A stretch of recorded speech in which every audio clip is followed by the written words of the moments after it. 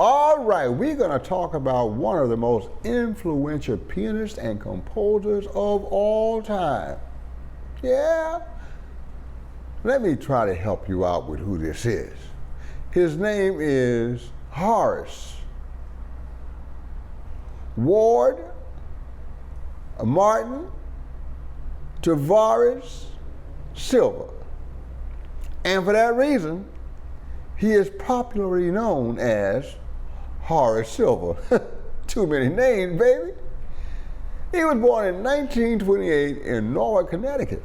How did that happen with all those names? What's that Tavares thing in there? Well, his mother was actually from Connecticut, but his father had immigrated to this country as a young boy from the Cape Verde Islands. And they met and got married. Now, she already had a previous marriage and had a son named John before she ever met Horace's father. And Horace was the third child of this particular union. But let me explain something to you that we don't talk about a lot. A lot of black kids that were born in the 20s or 30s did not survive. Although Horace was the third child in this union, his brother, the first, died after 6 months. And his little sister that came 2 years later, Maria, was stillborn. And Horace was the one to survive to adulthood. This was quite common in the black community. I'm born 20 years after Horace Silva, and I did not see a doctor. A doctor did not see me until a full week after I was born, because black babies die so often that no one even bothered to come up with a birth certificate until they had survived at least a week. That's the awful truth of the time. So from the very beginning, Horace is a survivor, okay? He's a survivor. Now, as a young boy, he got classical piano lessons. His mother sang in the church choir. His father's from the islands, got a lot of music in him. And as he's learning to play the classical literature, his father is teaching him some little songs from the islands. So he's developing that whole dance rhythmic thing as well as the classical technique. At first, believe it or not, Horace played tenor sax and piano. And he continued to play them both. He went to a Catholic primary school, and he went to Norwalk High School, where he was playing tenor sax, and he sounded kind of like Lester Young on the tenor sax. He was also playing piano because he was trying to gig, and so if they needed a sax player, it was him. If they needed a piano player, it was him. He could do both things. Somewhere around 1950, early 20s, he's working around Norwalk, Connecticut, and the great Stan Getz comes to town, and he needs a backup band. Horace was working as a pianist with a trio, bass and drums, and they got called to back up Stan Getz for his engagement there in Connecticut. After a week or two, Stan decided he liked these guys, and he wanted to take them on tour with him. And he did. And that was the way Horace got the opportunity to leave Connecticut and eventually moved to New York City after being on tour with Stan Getz as a very young man. Things were going really well until about a year into it, Stan Getz fired him and hired another piano player. So now he's there in New York trying to make a living, so he's playing with everybody. This new music is evolving. This bebop is there, and things are beginning to change. And he hooks up with Lou Donaldson, alto player, and they were both young guys trying to learn this whole bebop thing, and that worked out real good. So he started working with Lou Donaldson. Lou Donaldson was recording for Blue Note Records with Albert Lyon, who was one of the legendary producers of the time, of jazz music. And at a recording session, Lou Donaldson decided he didn't want to do it. Unfortunately, the studio was already booked. Albert Lyon had already paid for everything. So he called Horace up and goes, "Hey, I got the studio, it's wide open. I think I'd like to record your trio without Lou Donaldson." So Horace jumped on it. And that is how he made his first recording. As a result of that first recording, he ended up being under contract to Blue Note Records for 28 years. So evidently when that opportunity came, he made real good at it. And he played with just about everyone. Art Farmer, Sonny Stitt, you name them, anyone who came through on the Blue Note label, Horace played with them. Now, one of the things that happened with that original recording session is he met a drummer that he had not previously known or played with, and that guy's name was Art Blakey. Let's put that on the side for a minute. So Horace is still a freelance musician, still doing sessions, still got it going on, but he and Art, they continued to intersect. And finally they decided to put a band together. And that band was called the Jazz Messengers, one of the most legendary jazz groups of all time. Now, we know it as Art Blakey and the Jazz Messengers.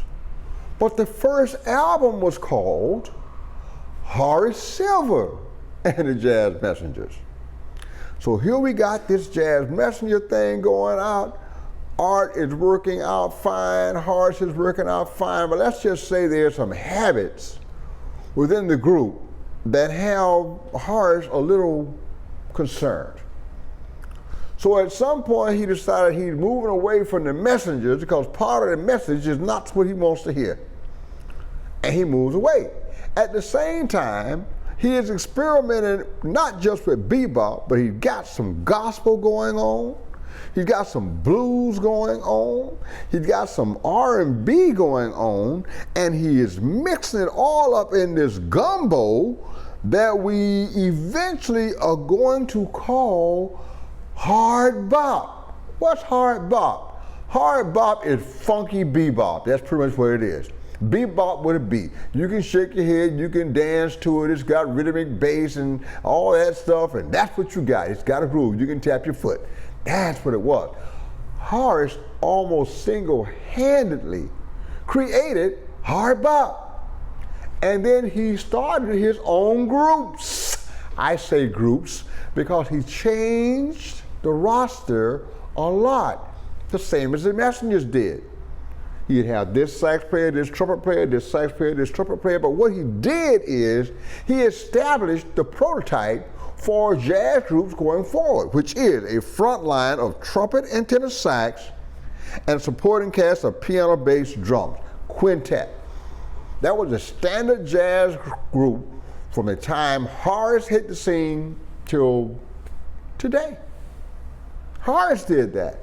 He gave us the framework for small group jazz, instrumentation, everything. He wrote tunes that we all love. The Preacher, the Jody Grind, Sister Sadie, Psychedelic Sally, Peace. So many, many, many great tunes. And he continued to tour, and his concerts were just very, very high energy. He did live recordings, and some of the famous ones were one at Birdland and then another at Cafe Bohemia, and you can just, the grooves are just burning. He was so exciting, was infectious. And through these recordings and the success of this music, Blue Note Records became a very, very successful business and started hiring more people who were doing this kind of a hard bop, funky jazz kind of music. Yeah, this is all about Horace. Now, at some point, he gets a little tired of touring and all of that. This is getting near the 70s, and you got the whole rock and roll thing going on, and jazz is not what it used to be, and he's like, I ain't making money, but I've written all of this music, and I'm getting all these royalties from my compositions. Oh, I don't have to go on tour. I can just sit home and let the checks come to me. And that's what he did. And he will go out and play every now and then. He'll go out and tour every now and then. He will continue to write because that's what brings in the royalties. But pretty much, he lived for several years off the royalties for all the things he had written for 20 years before, when he had his own groups, when he was with the Messengers and stuff he'd done for other people. National Endowment of the Arts gave him a Jazz Masters Award. Yes. Berkeley gave him an honorary doctorate. And many other esteemed organizations have honored him, not just for his performance, but for his composition. He was able to take the harmonic structures of the bebop, put it with some really, really clear melodic content in the right hand, create this contrast between the dissonance and the beauty of the melody, and do it not just in his playing, but in his writing, and carve himself a niche that set the pace for jazz for the next 30, 40 years. He eventually did retire, came out of retirement somewhere around 2004 to play one gig at the Blue Note nightclub in an octet. Went back in retirement, collecting his royalty checks, and eventually was diagnosed with Alzheimer's, and a few years later died peacefully in New York.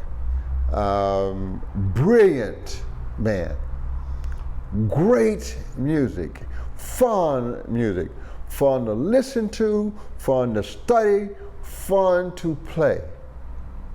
Horace Ward Martin Tavares Silver, one of the most outstanding composers, the architect of hard bop, and one of the most distinctive pianists of his generation.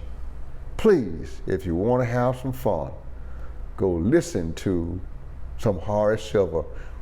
By the way, when I retired, my sons decided to dedicate one of Horace's most successful, maybe his most successful tune. It's a tune called Song for My Father. He had written it for his father, and my sons played it for me. And I sure broke down because my sons did not realize that Song for My Father was one of the very first tunes I learned as a kid. So Horace Silver had been with me in my heart, mind, and soul for almost my entire musical career. So if you have not yet discovered Horace Ward Martin Tavares Silver, you need to get yourself some Horace Silver right now. Thank you.